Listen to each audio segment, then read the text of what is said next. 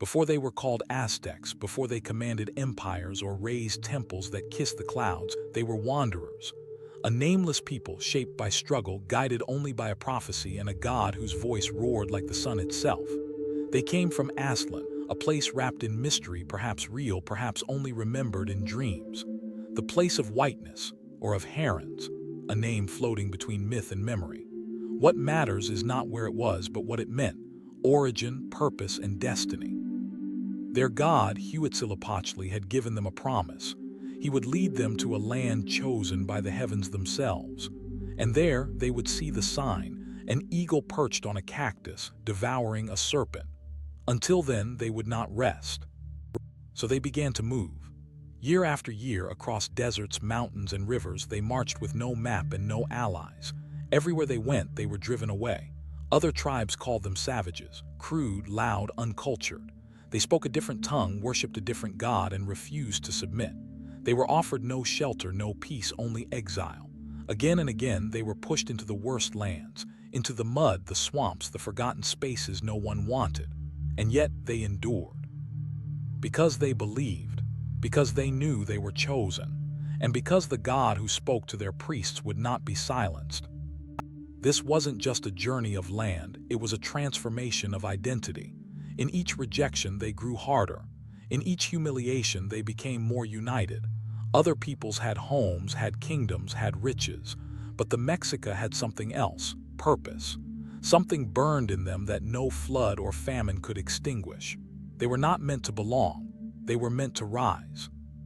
They passed through Chapultepec, then Culhuacan, then Tizapan. Each place brought new rejection, new shame. Some began to doubt the prophecy. Some questioned the priests. How long could they wander before the sign became a lie? But the voice of Huitzilopochtli remained steady. He had not abandoned them, and they walked on. One morning, after years of wandering, they arrived at the western edge of a vast lake.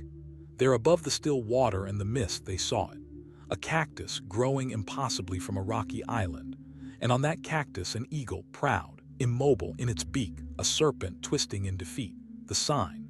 After so much pain, it had appeared not in a rich valley or a wide plain, but in the middle of a swamp. The chosen land was small, marshy, and almost uninhabitable. But for the Mexica, there was no hesitation. This was sacred ground. If their God had chosen it, they would make it live. They began to build with what they had: mud, stakes, hope. They created floating gardens, chinampas, that turned the lake itself into farmland. They drove wooden pylons deep into the swamp and laid stone foundations on top. They crafted canals, causeways, and dikes. What had once been dismissed as a worthless patch of land became a city that stunned even its enemies. Tenochtitlan was not born of convenience. It was born of desperation, of obedience, and of vision. And yet what they built was only the beginning. The story of the Mexica was not just about survival, it was about transformation. In the swamp, they did not just find a home. They found themselves: warriors, builders, believers. Their time had come. And their god, Huitzilopochtli, was no longer only a guide. He would soon become the god of empire, blood, and fire. But that is a story for the next chapter, because now we must understand this. They did not choose the land. The land chose them, and with a single sign in the sky, history shifted. To understand the Aztecs, or more precisely, the Mexica, we must first understand their god. Not a gentle protector, not a bringer of peace, but a warrior, a devourer, a force of fire and momentum: Huitzilopochtli. His name means hummingbird of the south, yet there was nothing delicate about him. He was the sun in its fiercest form, the embodiment of energy, movement, conquest. He was not a god they simply worshipped. He was a god who commanded them, who pushed them forward, who demanded blood as the price of balance. According to their sacred stories, Huitzilopochtli was born in battle. His mother, Coatlicue, became pregnant miraculously, causing outrage among her many children. His sister Coyolxauhqui, goddess of the moon, and his 400 brothers, stars of the southern sky, planned to kill her for this offense. But before they could strike, Huitzilopochtli was born fully armed. He emerged in an instant, wielding a weapon, glowing with divine fire. He defeated his siblings in a storm of violence. He dismembered Coyolxauhqui and cast her from the sacred mountain. And from that moment forward, the story of the cosmos became the story of conflict. This was not myth for the Mexica. It was reality. They saw it each day as the sun fought to rise and be reborn as night threatened to devour the sky. Huitzilopochtli's victory was not guaranteed. He needed help. He needed nourishment, and for the Mexica that meant only one thing: sacrifice. Blood. Hearts lifted to the heavens. It wasn't cruelty, it was necessity. Without it, the sun would die, and the world would fall into darkness. This belief shaped everything. Huitzilopochtli was not just their patron, he was their destiny. When other tribes scorned them, the Mexica clung to him. When they were cast into the swamps, they prayed to him. And when they saw the eagle on the cactus, they knew he had delivered. He had chosen them, just as he had once chosen to be born in blood and triumph. And so, as they began to build their city in the middle of the lake, they built it not only with stone, but with faith. Temples to Huitzilopochtli rose above the water, pyramids that reached for the sun. Every conquest, every tribute, every prisoner taken in battle was offered to him. Because war was not simply strategy, it was sacred duty. Every battlefield was an altar, every fallen enemy a gift to the god who had given them purpose. But this devotion had a cost. It made them feared. It made them hated. The Mexica were not satisfied with survival. They believed they were the people of the sun, the chosen warriors of the fifth age of the world. And they believed that if they failed, the universe would collapse. So they did what was necessary, and they never looked back. To the Mexica, weakness was a sin, doubt was dangerous, and pity was a luxury of those not tasked with holding up the sky. They taught their sons to fight from childhood. They trained not for defense but for capture, for bringing back living prisoners to be offered in fire and stone. This was not madness.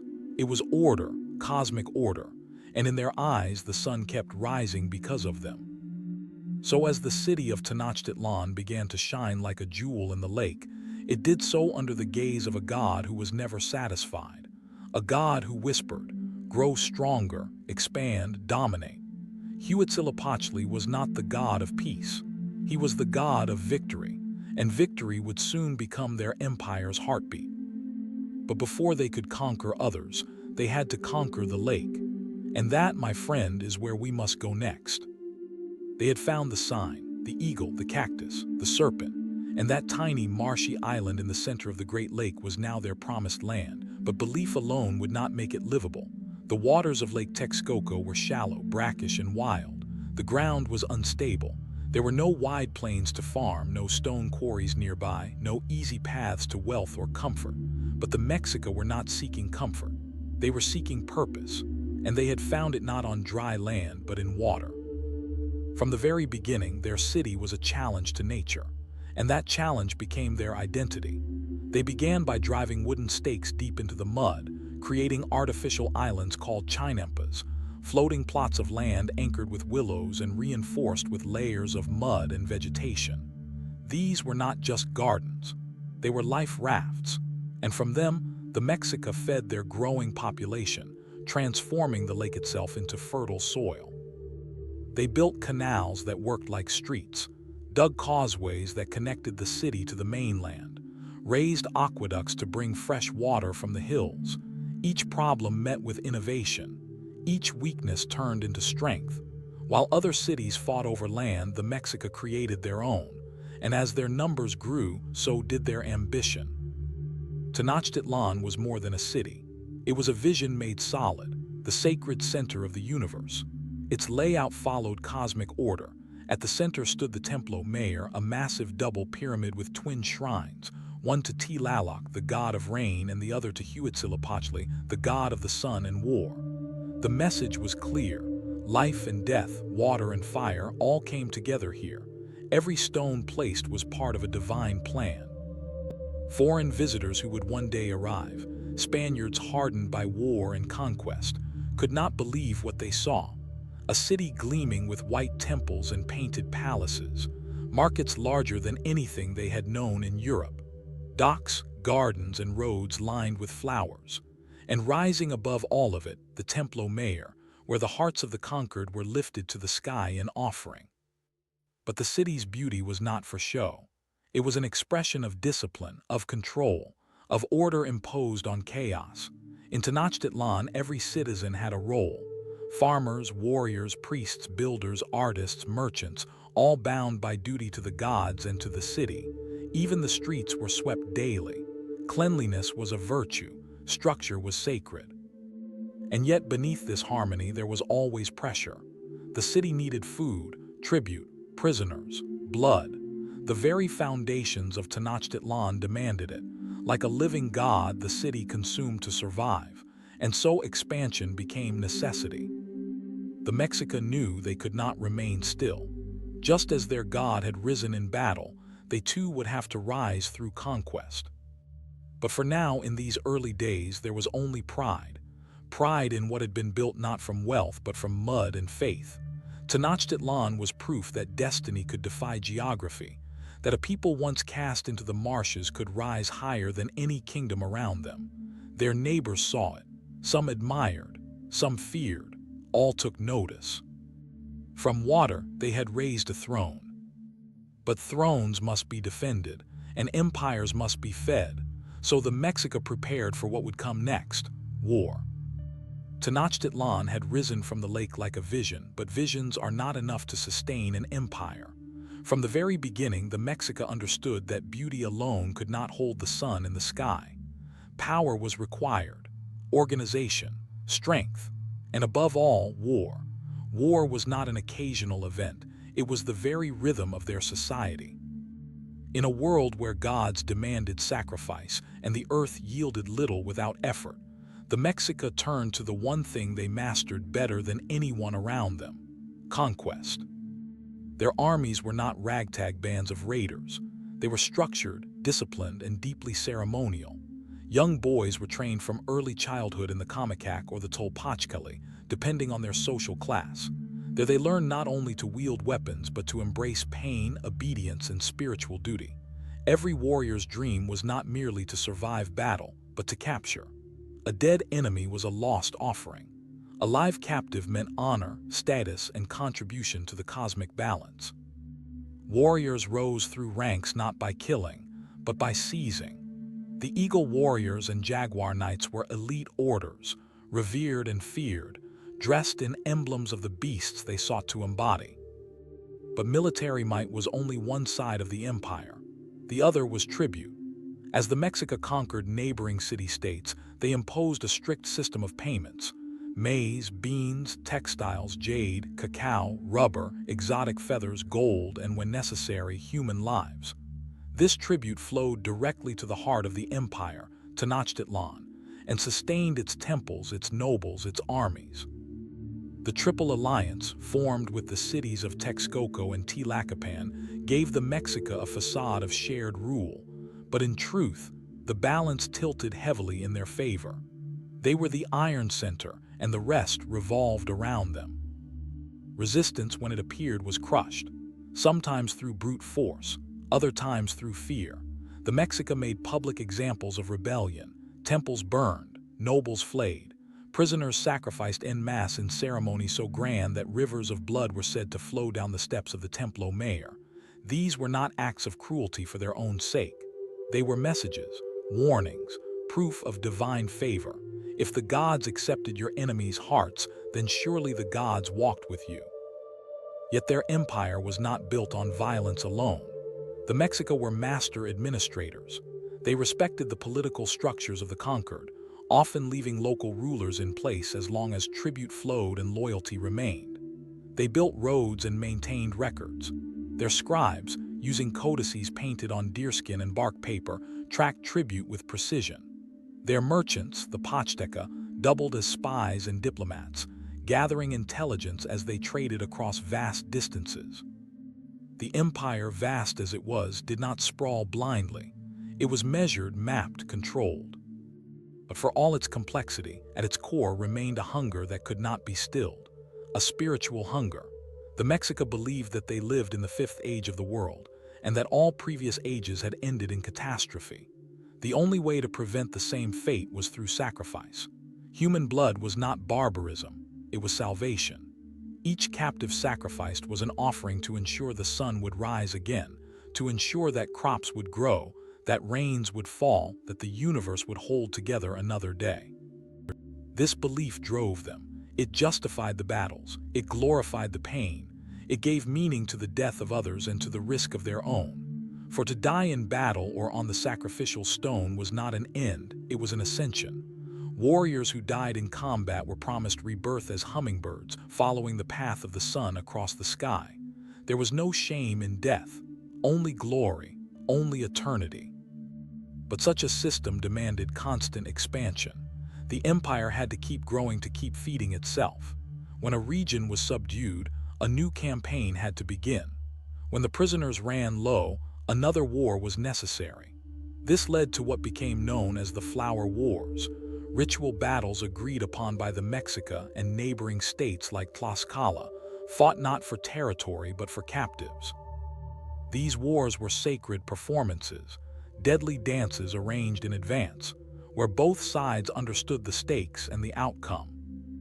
From the outside, it may seem brutal, but for the Mexica it was sacred order. The gods had given them strength, and they would repay that gift with blood. Their empire was one of stone and fire, of feathers and obsidian blades. It was an empire born not just of conquest, but of belief. Every campaign a prayer, every offering a promise. And at the heart of it all, pulsing beneath the surface of wealth and glory, was fear. Fear of cosmic collapse. Fear that without sacrifice the sun would falter. The world would end. So they marched, they fought, they bled. And as the empire grew, so did its shadow. But even the strongest sun must one day face eclipse. And far beyond the mountains, that shadow was already moving. To understand how the Mexica ruled, one must understand how they thought. Their empire was not sustained by military power alone, but by a worldview deeply rooted in cycles, symbols, and sacred time. For them, the universe was not linear, it was circular. Every moment repeated the echoes of the past. Every action mirrored the will of the gods. Nothing happened by chance. Everything, birth, death, rain, drought, war, peace, was part of a larger cosmic rhythm. And within that rhythm, the Mexica placed themselves not at the center, but at the front line of responsibility. They believed they were living in the fifth sun, the final era in a sequence of 4 previous worlds, each destroyed by catastrophe. One by jaguars, another by wind, another by fire, another by floods. Their own age, the fifth, was destined to end as well, unless they could hold it together with sacrifice and ritual. The gods had created the world by giving their own blood. Now the Mexica were expected to do the same. Their lives were offerings. Their victories were affirmations of cosmic balance. The way they recorded their knowledge reflected this sacred order. They didn't use a conventional alphabet. Instead, they painted codices, brilliant manuscripts filled with glyphs, colors, and symbols. These codices captured their history, tribute records, religious calendars, and myths, but they weren't just books. They were instruments of memory and power. Only trained scribes and priests could read them fully. And in their pages, time itself unfolded like a map. Each glyph carried layers of meaning. A fire wasn't just a fire. It might signal war, purification, divine anger. A figure standing with outstretched arms might be a ruler, a god, or a year. Interpretation was everything. Time was governed by 2 interwoven calendars. One was the Tonalpohualli, a 260-day ritual calendar divided into 20-day signs and 13-day numbers. This calendar guided the spiritual rhythm of life, naming days for deities, determining destinies, selecting favorable moments for marriage, travel, or sacrifice. The other calendar, the Huitzilopochtli, was the solar calendar, 365 days long, divided into 18 months of 20 days, with 5 nameless days at the end. These were days of danger and silence, when the veil between worlds was thin and evil could walk freely. Every 52 years, the 2 calendars aligned. This convergence marked the new fire ceremony, one of the most sacred rituals in the Mexica world. As the cycle ended, fear gripped the people. Would the sun rise again, or would this be the end of the fifth sun? All fires across the empire were extinguished. Darkness fell. Priests climbed a sacred hill, cut open a prisoner's chest, and lit a new flame in the cavity of his heart. If the fire caught, the world was renewed. If not, all would perish. This was not a performance. It was a real fear. Cosmic maintenance required real blood. Even the architecture of their temples echoed this view. The Templo Mayor, rebuilt multiple times, was layered like an onion, each new phase placed over the last, like the rings of time itself. Each expansion commemorated a ruler, a victory, or a divine event. The pyramid wasn't just a structure. It was a calendar, a symbol, a vertical connection between earth and sky. Omens and dreams shaped political decisions. Comets were warnings. Deformed births were signs of imbalance. The cries of animals, the patterns of smoke, even the direction of the wind, everything had meaning. Rulers and priests spent endless hours reading the signs, interpreting the will of the gods. Action without consultation was foolish. To rule without listening to the heavens was to invite disaster. And yet within this structured worldview there was room for fatalism. The Mexica didn't believe they could escape fate, only delay it, only manage it. Life was short. Pain was expected. Glory was found not in comfort but in obedience, in sacrifice, in honor. This acceptance of cosmic burden made them resilient, but it also made them vulnerable. When new omens began to appear, strange lights, freak storms, burning temples, they didn't prepare for war. They prepared for prophecy. The empire, as vast and powerful as it was, lived with the constant awareness that it was walking a tightrope over chaos. And they believed that if they ever faltered, it would not be enemies who destroyed them. It would be the gods themselves. But the gods did not arrive in thunder. They came in the form of strangers across the sea, and the omens had already begun. The empire stood at its height.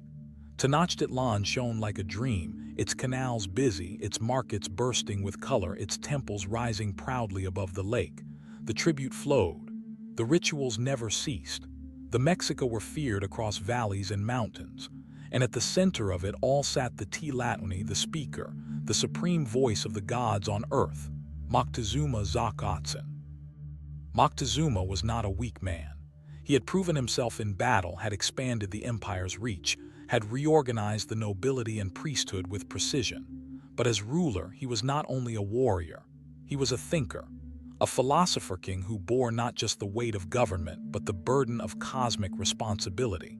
He believed that the fate of the world hung on his actions, and when the omens began to appear, that belief turned into fear. According to the annals of the Mexica, strange events began to disturb the capital.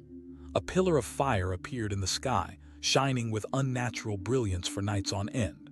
A lightning bolt struck the temple of Huitzilopochtli without sound or storm. The lake boiled.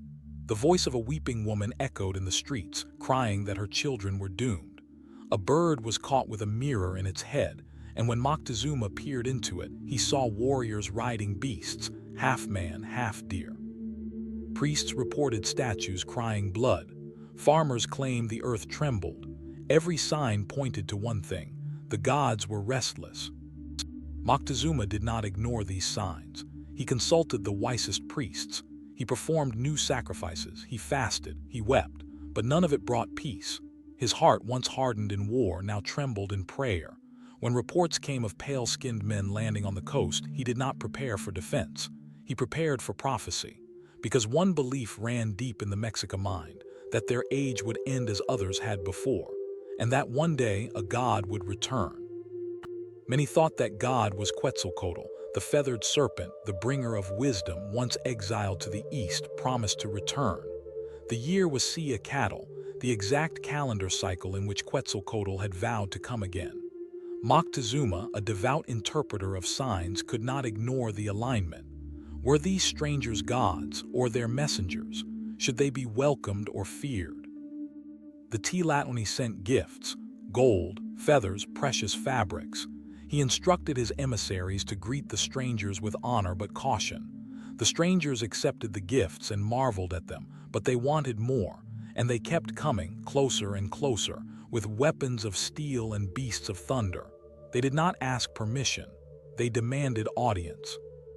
Still, Moctezuma hesitated. He did not call the full army. He did not fortify the causeways. He did not strike first. To many of his generals, it was madness. To him, it was humility before the divine. What if these were not men? What if they were omens given form? Moctezuma did not see an invasion. He saw the end of a cycle. But others did not share his vision. In the provinces, resistance began to form. Among enemies of the empire, hope stirred. The Tlaxcalans, longtime rivals of the Mexica, welcomed the newcomers and offered alliance. Old hatred joined new ambition, and together they began to move toward Tenochtitlan. Back in the capital, fear spread quietly. The streets remained clean. The rituals continued, but something had changed. The calm was too still, like the moment before a storm when the wind disappears and even the birds fall silent. Moctezuma walked the temples in silence, seeking answers that would not come. The people watched the sky. They watched the lake. They watched their ruler, once a symbol of certainty, now caught between faith and terror. The calm held, but it could not last, because the strangers had not come to worship. They had come to conquer, and soon Tenochtitlan would face its greatest trial. They came not as gods, but as men, armed, armored, and relentless. Hernán Cortés, a Spanish captain driven by ambition, gold, and the cross, landed on the eastern shores of the Mexica world in the year 1519. With him came horses, cannons, steel blades, and a hunger no ritual could appease. But Cortés also brought something else, an advantage far more subtle and devastating than any weapon: division. The Mexica Empire, though vast, ruled through fear. Many of the cities under its dominion paid tribute under threat of violence.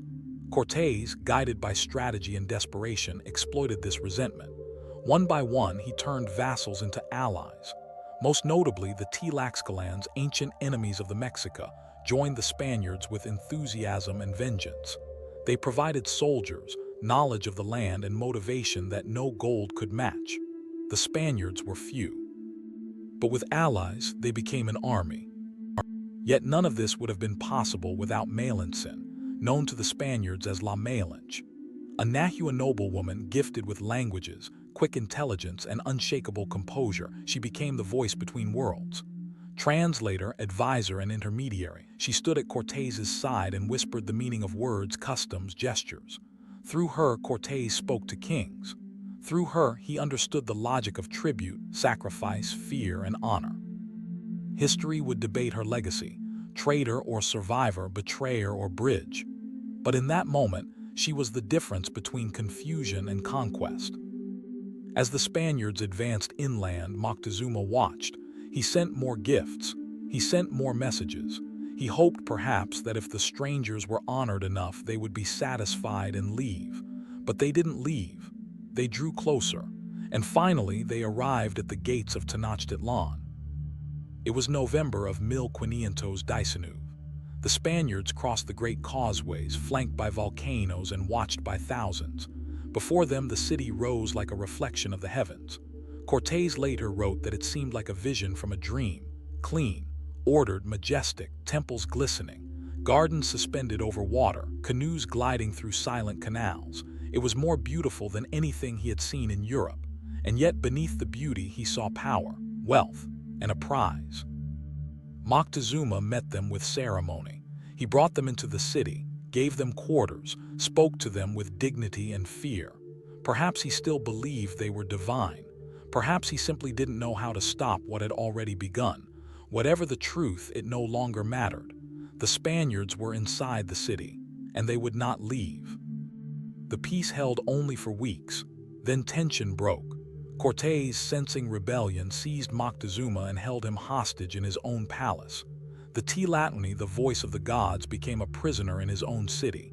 The people were stunned, but still they waited. Still they obeyed. Moctezuma spoke from captivity, urging calm, asking for patience. He tried to protect his people by surrendering his power, but fear turned to anger. While Cortés left briefly to confront a Spanish rival on the coast, his lieutenant Pedro de Alvarado committed a massacre inside the sacred precinct during a festival. Hundreds of unarmed nobles, dancers, and priests were slaughtered. The streets ran red. The city exploded in rage. Cortés returned to a storm. The Mexica rose up. The causeways were blocked. The canals became traps. Cortés ordered Moctezuma to speak to the people to calm them, but they no longer listened. Stones flew. Arrows fell. Moctezuma, the once revered ruler, was struck and soon died, either from wounds or despair. The man who had welcomed the Spaniards now died under their shadow. The city turned into a battlefield. The Spaniards, now trapped, fled during the night. Canoes pursued them. Warriors filled the water with darts and obsidian blades. Many drowned, weighed down by gold.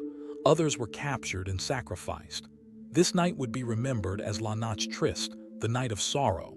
Cortés wept beneath a tree, but his sorrow did not last. He returned, not with fewer men but with more, with thousands of Tlaxcalan warriors, with new weapons, and with a new strategy: siege. He cut off supplies, he blocked the aqueducts, he tore down causeways. Day by day the city starved. Tenochtitlan, once a jewel, turned to ash and bone. For 80 días the Mexica resisted. They fought in the streets, they fought from the rooftops. Women carried stones, children hurled curses, the temples became fortresses. Every inch was defended with honor, but honor could not stop disease. Smallpox swept through the city like fire. Brought by the invaders, it spread without mercy. It killed warriors, priests, rulers. It killed without warning or reason. In August of 1521, Tenochtitlan fell. Cuauhtémoc, the last Tlatoani, was captured while trying to escape across the lake. He was brought before Cortés and refused to beg. He demanded death with dignity. Cortés spared him, but only to torture him later, seeking the last treasures of the empire. The city was in ruins. The temples burned, the canals filled with corpses. What had taken siglos to build collapsed in semanas. The sun had fallen, and with it the world of the Mexica, but even in defeat something remained. The memory, the language, the blood, the spirit of resistance. The empire had ended, but the people had not, and from the ashes of the sun, new stories would begin. The temples lay in ruins. The canals ran dry.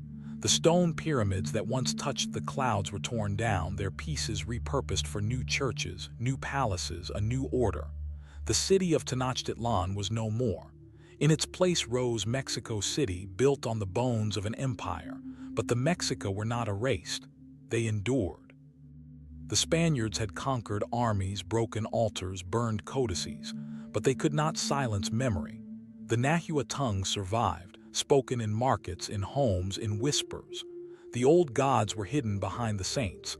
The festivals adapted, names changed, meanings layered. But the rhythm of the sacred calendar echoed still. Every step on those ancient stones carried a trace of what had been. Even among conquest, resistance lived on. Some fled into the mountains. Others rebuilt their villages far from the reach of colonial governors. The memory of Cuauhtémoc, last speaker, last defender, became legend. Not just a ruler, but a symbol of dignity, of refusal to kneel. His story was told in secret and later in poetry and song. He was not forgotten. Over time, what had been suppressed returned in fragments. Historians, both indigenous and foreign, began to collect the oral testimonies of elders who remembered their grandparents' stories. Painted codices reappeared, fragments of a lost worldview. Scholars learned to read the glyphs. Linguists traced the roots of Nahuatl across centuries. What the fire had consumed, memory began to rebuild. Today, the Aztec legacy lives in more than ruins. It lives in the heart of a people who still call themselves Mexica, in the names of the streets, in the faces of descendants who carry their ancestors' blood with pride, in the murals of Rivera, in the poetry of Nezahualcóyotl, in the cries of modern protest that invoke the warrior past. It lives in the architecture of modern Mexico City, where beneath the cathedral lies the Templo Mayor, unearthed, uncovered, still standing. The empire fell, but its spirit became a foundation, a reminder, a fire that refuses to go out. And maybe that is the true legacy of the Mexica. Not just conquest, not just sacrifice but resilience. They were a people who built a shining city out of swamp and stone, who shaped their world according to sacred time, who stood against invaders with courage even as their gods went silent. They lost their war, but they never lost their identity.